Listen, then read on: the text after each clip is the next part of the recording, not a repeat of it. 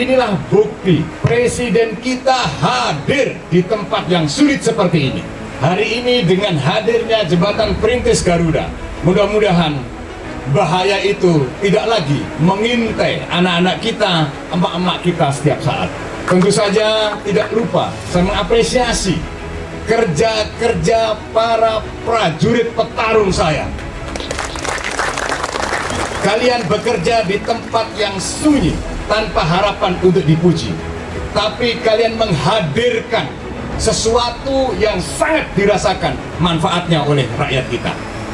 Itulah yang saya maksud, bahwa kembangkan terus karakter dalam diri kita sebagai prajurit, yaitu karakter untuk membantu rakyat sekitar kita.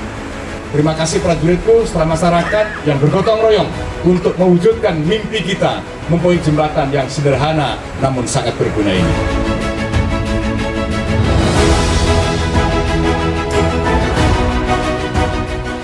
Kita ucapkan terima kasih kepada prajurit-prajurit terbaik di bawah komando Bapak Pangdam 14 Hasanuddin dan seluruh pejabat utama telah menghadirkan sebuah jembatan buat masyarakat kami di Kabupaten Maros. Ini sebuah kebahagiaan yang tak terhingga. Konektivitas tentu menjadi hal yang utama untuk bagaimana memudahkan teman-teman dalam bergerak, terkhusus kepada warga yang ada di kecamatan ini.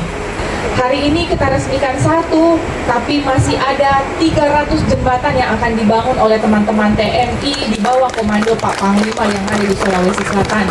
Mudah-mudahan langkah baik ini akan terus menular di kabupaten lainnya dan bisa dirasakan oleh seluruh masyarakat Sulawesi Selatan. Kami mengucapkan apresiasi dan penghargaan setinggi-tingginya kepada TNI Angkatan Darat, lebih khusus lagi kepada Pak Pangdam beserta seluruh jajaran, mulai dari inisiatif sampai menerjemahkan apa kemauan Bapak Presiden, dan hadirlah di tengah-tengah masyarakat kita jembatan Perintis Garuda untuk masyarakat Tombo Bulu, lebih khusus masyarakat Bonto Manurung dan Bonto Matinggi. Tentu ini bukan sekedar pembangunan infrastruktur fisik saja, tapi ini adalah jembatan harapan untuk masyarakat kita.